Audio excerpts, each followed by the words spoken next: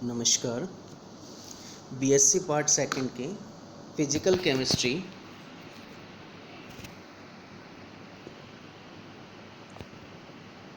में electrochemistry first में आज हम conductance, specific conductance, molar conductance और इक्विवेलेंट कंडक्टेंस अर्थात चालकता, विशिष्ट चालकता, मोलर चालकता और तुल्यांकी चालकता का अध्ययन करेंगे। सबसे पहले हम लें चालकता, कंडक्टेंस।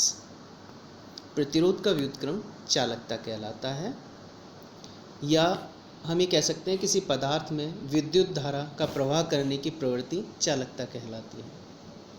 चालकता ओम के नियम का पालन करती है, यानी समस्त विद्युत चालक ओम के नियम का पालन करेंगे। ओम का नियम क्या है? जब किसी पदार्थ में विद्युत धारा का प्रवाह करते हैं तो उत्पन्न विभवांतर E प्रवाहित धारा के समानुपाती होता है, अर्थात I प्रोपोर्शनल टू E। या हम ये कह सकते हैं E equal to I R या I equal to E upon R। यहाँ I विद्युत धारा है जो कि एम्पियर में है, E विभवांतर है जो कि वोल्ट में है और R प्रतिरोध है। तो हम ये कह सकते हैं प्रतिरोध क्या होगा? प्रतिरोध equal to E upon I।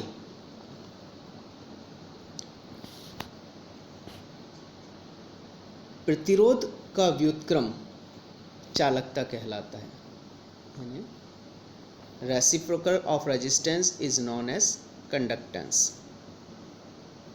Conductance को हम C से व्यक्त करते हैं, तो C इक्वल टू हमारा होगा 1 अपॉन R। अर्थात किसी पदार्थ की चालकता से तात्पर्य पदार्थ स्वयं ऐसे विद्युत धारा को कितनी आसानी से प्रवाहित होने देता है, वह चालकता कहलाती है। अगर हम प्रतिरोध की इकाई देखें तो प्रतिरोध की इकाई ओम होती है और इसे हम ओम के साइन से व्यक्त करते हैं, जबकि चालकता प्रतिरोध का व्युत्क्रम होता है, अतः इसकी इकाई भी ओम का व्युत्क्रम होगी, अर्थात ओम इनवर्स, या हम इसको महो कहेंगे। एसआई में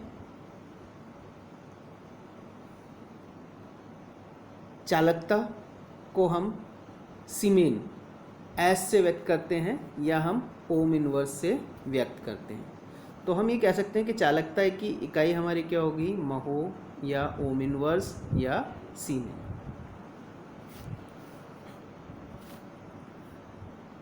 नेक्स्ट हम लें विशिष्ट चालकता या स्पेसिफिक कंडक्टेंस। किसी चालक का प्रतिरोध उस चालक की लंबाई और उसके एकांक काट क्षेत्रफल या एरिया ऑफ क्रॉस सेक्शन पर डिपेंड करता है, या हम ये भी कह सकते हैं कि पदार्थ की प्रकृति पर निर्भर करता है। तो किसी चालक का प्रतिरोध R उस चालक की लंबाई L के समानुपाती होगा और अनुप्रस्थ काट क्षेत्रफल या एरिया ऑफ क्रॉस सेक्शन के व्युत्क्रमानुपाती होगा, इन्वर्सली प्रोपोर्शनल होगा। तो हम कह सकते हैं R proportional to L upon A। अगर हम प्रोपोर्शनल का साइन हटाएंगे तो एक कांस्टेंट लगाते हैं, तो यहाँ हम कांस्टेंट रो लगा देते हैं, अर्थात R equal to rho L upon A। Rho एक स्थिरांक है जो पदार्थ की प्रकृति पर निर्भर करता है। इसको हम विशिष्ट प्रतिरोध कहते हैं, या यह पदार्थ का विशिष्ट प्रतिरोध कहलाता है। अगर L 1 सेंटीमीटर हो और cross area of cross section 1 centimetre square हो, तो रो इक्वल टू हो जाएगा R। तो हम विशिष्ट प्रतिरोध को किस तरह से परिभाषित कर सकते हैं? 1 सेंटीमीटर लंबाई वाले एकांक अनुप्रस्थ काट क्षेत्रफल के पदार्थ में विद्युत धारा प्रवाहित करने पर पदार्थ का प्रतिरोध विशिष्ट प्रतिरोध कहलाता है।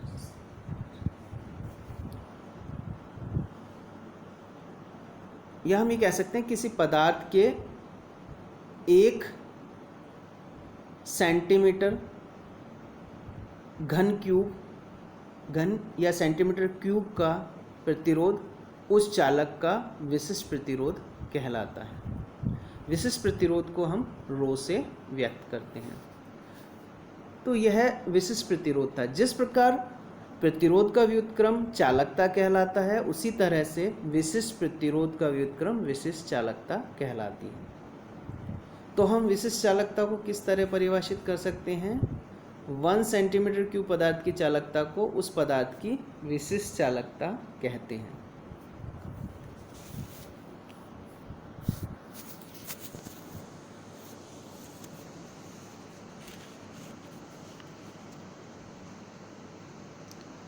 Specific resistance or resistivity of a substance in a solution is defined as the resistance offered by 1 meter cube of solution, and the reciprocal of resistance is called specific conductance or specific conductivity. It is denoted by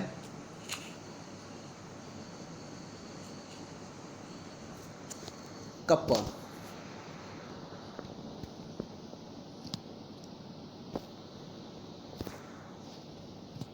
तो जो विशिष्ट चालकता है उसे हम kappa से व्यक्त करते हैं। तो कप्पा इक्वल टू हमारा हो गया 1/रो।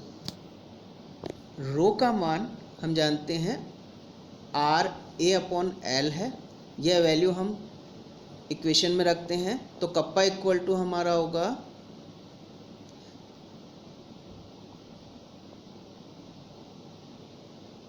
1/A इंटू सी, या हम ये कह सकते हैं कप्पा इक्वल टू LC/A। यहाँ L लेंथ है, A area of cross section अनुप्रस्थ का क्षेत्रफल और C चालकता है। अगर हम विशिष्ट प्रतिरोध की इकाई देखें तो विशिष्ट प्रतिरोध की इकाई हमारी क्या होगी? विशिष्ट प्रतिरोध की इकाई यानी इस वैल्यूज़ में अगर हम लेंथ की यूनिट रखें सेंटीमीटर, एरिया की सेंटीमीटर स्क्वायर और चालकता की हम लें, कंडक्टेंस की लें महो, तो हमारी विशिष्ट चालकता स्पेसिफिक कंडक्टेंस की यूनिट हो जाएगी महो पर सेंटीमीटर। अगर एसआई में हम देखें तो एसआई में इसकी यूनिट सीमेन पर मीटर हो जाएगी। नेक्स्ट ले हम तुल्यांकी चालकता। अगर हम 2 समानांतर इलेक्ट्रोड लें, इस तरह से 2 इलेक्ट्रोड हम एक दूसरे के पैरेलल लगा दें और जो कि 1 सेंटीमीटर की दूरी पर हैं, ये 1 सेंटीमीटर की दूरी पर रखे हैं, तो इनके बीच अगर हम इलेक्ट्रोलाइट भरें, चालकता विलयन भरें जो कि 1 ग्राम तुल्यांक सांद्रता का है, तो इन दोनों इलेक्ट्रोड के मध्य अगर हम इलेक्ट्रिसिटी पास करते हैं तो जो चालकता होगी वो तुल्यांकी चालकता कहलाएगी। इसे हम लैम्ब्डा से व्यक्त करते हैं। तो हम V आयतन में 1 ग्राम तुल्यांक अगर घुला है और वो 1 सेंटीमीटर की दूरी पर रखे हुए इलेक्ट्रोड के मध्य स्थित है, तो इस विलयन की जो चालकता है वो तुल्यांकी चालकता कहलाती है। अर्थात हम तुल्यांकी चालकता को किससे व्यक्त करते हैं? लैम्ब्डा से। तो लैम्ब्डा इक्वल टू हमारी क्या होगी? Lambda equal to kappa V, या हम ये कह सकते हैं V की वैल्यू रखें, V इक्वल टू 1/C होगा, तो हम ये कह सकते हैं lambda equal to 1000 kappa upon C। यह है हमारी तुल्यांकी चालकता कहलाती है। तो तुल्यांकी चालकता को हम किस तरह से परिभाषित कर सकते हैं? ए 1 gram equivalent of the electrolyte is dissolve in 1 cubic meter of the solution. The conductance of such a solution is called equivalent conductance or conductivity of solution provided, and solution is placed between electrode kept 1 centimeter apart. Unit equivalent conductance is denoted by lambda, where lambda equal to 1000 kappa upon C। तो हम तुल्यांकी चालकता को किस तरह से व्यक्त कर सकते हैं? तुल्यांकी चालकता लैम्बडा इक्वल टू विशिष्ट चालकता यानी कप्पा इंटू वी। वी है हमारा 1 सेंटीमीटर क्यूब विलियन का आयतन जिसमें विद्युत अवघट्य का 1 ग्राम तुल्यांक घुला हो। तुल्यांकी चालकता की अगर हम इकाई देखें तो तुल्यांकी चालकता की इकाई हमारी क्या होगी?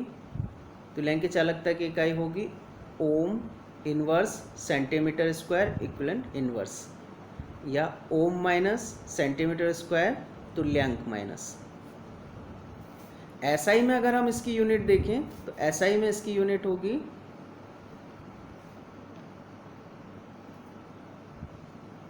Siemens metre square equivalent inverse. Next ले हम मोलर कंडक्टिविटी, मोलर चालकता। किसी दिए गए विलयन की चालकता जिसमें पदार्थ का 1 मोल घुला हो मोलर चालकता कहलाती है। अभी हमने थोड़ी देर पहले देखा तुल्यांकी चालकता में अगर हम 1 सेंटीमीटर दूरी पर 2 एकांक का क्षेत्रफल वाले इलेक्ट्रोड रखें और इनके बीच 1 सेंटीमीटर क्यूब आयतन वाला विलयन अगर है जिसकी सांद्रता 1 मोल है तो इसकी चालकता हमारी मोलर चालकता कहलाती है। तो हम कह सकते हैं कि किसी 1 मोल सांद्रता वाले 1 सेंटीमीटर घन क्यूब विलयन की चालकता मोलर चालकता कहलाएगी। इसे हम म्यू से या लैम्बडा एम से प्रदर्शित करते हैं।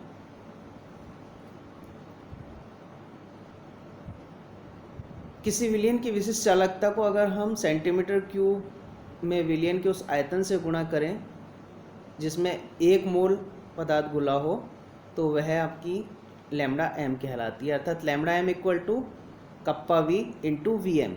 वी एम हमारा क्या है? वह आयतन जिसमें 1 मोल पदार्थ घुला है। यह हम ये कह सकते हैं कप्पा अपॉन सी। यहाँ सी विलयन की मोलर सांद्रता है जिसको हम मोल पर मीटर क्यूब से व्यक्त करते हैं। एसआई में विशिष्ट चालकता कप्पा की इकाई जो है सीमेन पर मीटर है। तो ये सारी वैल्यूज़ अगर हम इन इक्वेशन में रखें, लैम्बडा एम इक्वल टू हमारा कप्पा की यूनिट हो गई हमारी सीमेन पर मीटर और सांद्रता की यूनिट मोल पर मीटर क्यूब। तो हमारे एसआई में लैम्बडा एम मोलर कंडक्टेंस की यूनिट आएगी सीमेन मीटर स्क्वायर पर मोल। तो ये हमारी मोलर चालकता कहलाएगी।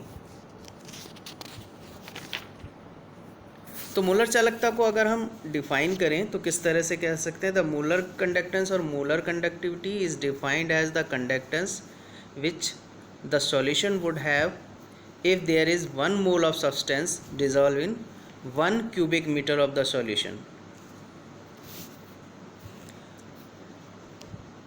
So we can say lambda m or molar conductivity या molar conductance equal to kappa upon c, और lambda m equal to kappa into 1000 upon m, where a capital M या M equal to molarity of solution.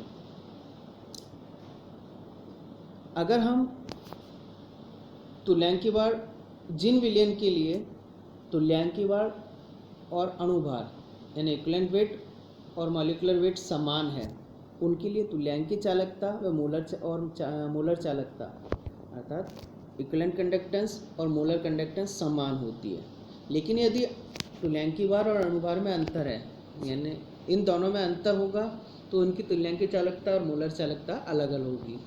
अंतर होने पर lambda और lambda M में क्या संबंध होगा? Lambda equal to lambda M upon Z. यहाँ लैम्ब्डा इक्विवेलेंट कंडक्टेंस है, लैम्ब्डा एम मोलर कंडक्टेंस है, और जेड 1 मोल विद्युत अपघट्य के वियोजन से मुक्त धन आयनों पर आवेश की कुल संख्या है। तो इस तरह से हम कंडक्टेंस,